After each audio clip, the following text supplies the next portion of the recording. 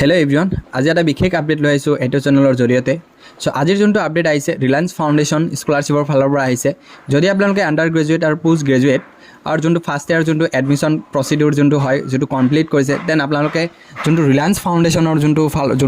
Reliance Foundationৰ ফালৰ পৰা যোনটো আপডেট আইছে এই আপডেটটো আপোনালোকৰ খুব ইম্পৰ্টেন্ট হয় এই Reliance Foundationৰ ফালৰ পৰা আপোনালোকৰ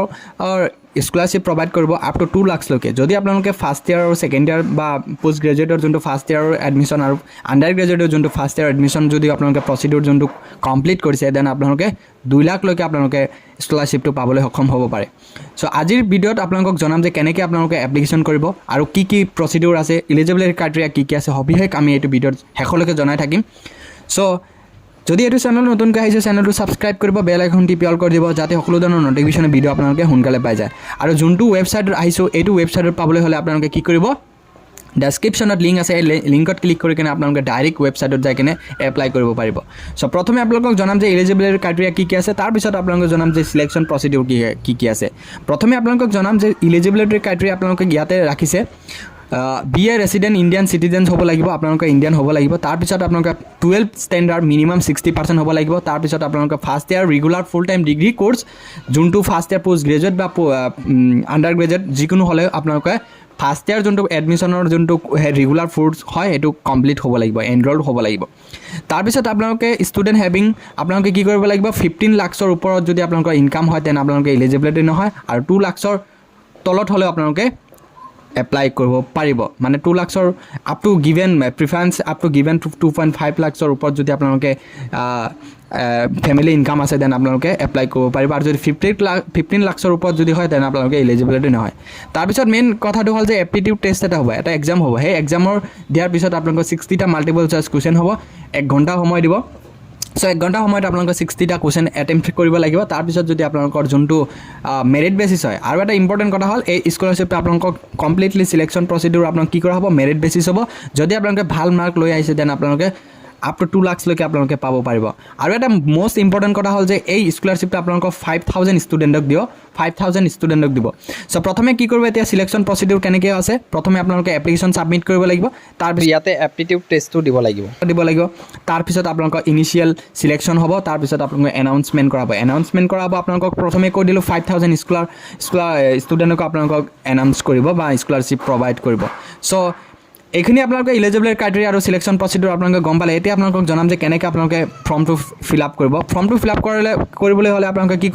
কি কৰিব লাগিব এই ইয়াতে ক্লিক হিয়াৰ টু এপ্লাই ইয়াতে আপোনালোকে ক্লিক কৰিব দেন ক্লিক কৰাৰ পিছত আপোনালোকে কি কৰিব স্ক্ৰল ডাউন হোৱাৰ পিছত আপোনালোকে এনেকুৱা আহিব যে you must meet the value criteria আপোনালোকে এখিনি কৰিব লাগিব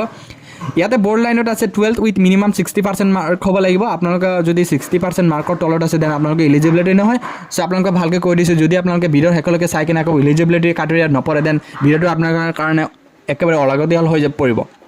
সো এইকাৰণে কৈছো আপোনালোকে এলিজিবিলিটি ক্ৰাইটেৰিয়াটো অলপ ভালকে চাই ল'ব 12 স্ট্যান্ডাৰ্ড হ'ব লাগিব আৰু মিনিমাম 60% মাৰ্ক হ'ব লাগিব সো মই এখিনি ফিল আপ কৰি লৈছো প্ৰথমে আপোনালোকৰ মাৰ্কশিটত কিমান পাৰ্সেন্ট আছে ইয়াতে দিছো তাৰ পিছত কোৰ্স কোনটো আৰ্টস তাৰ পিছত ব্যাচেলাৰ অনাৰ্স লৈছে নে এনে পাৰ্টস কোৰ্স লৈছে সো তাৰ পিছত ডিউৰেশন কিমান ইয়াৰ সো সকলো ইয়াতে মই আপলোড কৰি লৈছো ক্যান্ডিডেট জনৰ মোবাইল নাম্বাৰ তাৰ পিছত কোনটোৰ পৰা ৱেবছাইটৰ পৰা মই খবৰ লৈছো নে এনে ইমেইল না ইনষ্টিটিউট ফালৰ পৰা ইয়াতে আপোনালোকক কি কৰা হৈছে ডিস্ট্ৰিক্টটো কি আছে তাৰ পিছত আপোনালোকৰ ফ্যামিলি ইনকাম কিমান আছে সো হবিহেক দিয়াৰ পিছত আপোনালোকৰ তলত স্ক্ৰল ডাউন হোৱাৰ পিছত আপোনালোকৰ টিক মাৰ্ক দিব টিক মাৰ্ক দুটা দিয়াৰ পিছত আপোনালোকৰ ইয়াতে যেনেকুৱা ক্যাপচাৰ শো হৈ আছে সেম ইয়াতে ক্যাপচাৰ এন্টাৰ কৰাৰ পিছত আপোনালোকে কি কৰিব এই সাবমিটত ক্লিক কৰিব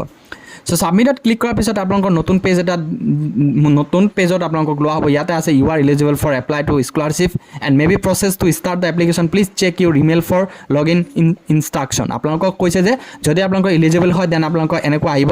সো মই কি কৰিলোঁ ডানত ক্লিক কৰিলোঁ সো ডানত ক্লিক কৰাৰ পিছত মোৰ ইমেইলত এটা মেছেজ যাব সো মেছেজ যোৱাৰ পিছত সেইটো মেছেজ আপোনালোকক দেখুৱাই আছোঁ সো মই মোৰ ইমেইল আইডিটো দেখুৱাইছোঁ ইয়াতে আপোনালোকে লগইন আইডি আৰু পাছৱৰ্ডটো পাব সো ইউজাৰ নেমটো আপোনালোকৰ ইমেইল আৰু পাছৱৰ্ডটো ওৱান টাইমৰ কাৰণে আছে সো মই কি কৰিলোঁ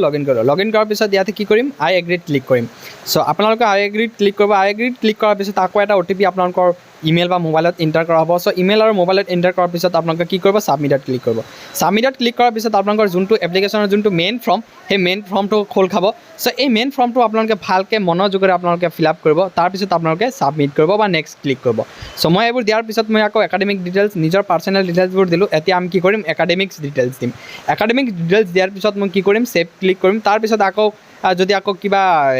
এৱাৰ্ড যদি কিবা এক্সট্ৰা যদি থাকে, চ' মই সেইটো দিলোঁ। চ' দিয়াৰ পিছত মোক নেক্সটত কি কৰিব লাগিব, আকৌ কিছুমান ডকুমেণ্টছ আপলোড কৰিব লাগিব, ছাপৰ্টিং ডকুমেণ্টছ কিছুমান আপলোড কৰিব লাগিব। চ' মই যিহেতু কিছুমান ডকুমেণ্টছ ইয়াতে ছিলেক্ট কৰিছোঁ, চ' সেইকেইটা আকৌ আপলোড কৰাৰ পিছত মই কি কৰিম, ছাবমিটত ক্লিক কৰিম। আপোনালোকৰ নিজৰ নিজৰ ছাপৰ্টিং ডকুমেণ্টকেইটা আপলোড কৰিব। চ' ডকুমেণ্ট ছাপৰ্টিং ডকুমেণ্টকেইটা আপোনালোকে ইয়াতে শ্ব' হৈ আছে, আধাৰ কাৰ্ড, পান কাৰ্ড, ছিগনেচাৰ। চ' দিয়াৰ পিছত মই কি কৰিম, ফাইনেল ছাবমিটত ক্লিক কৰিম।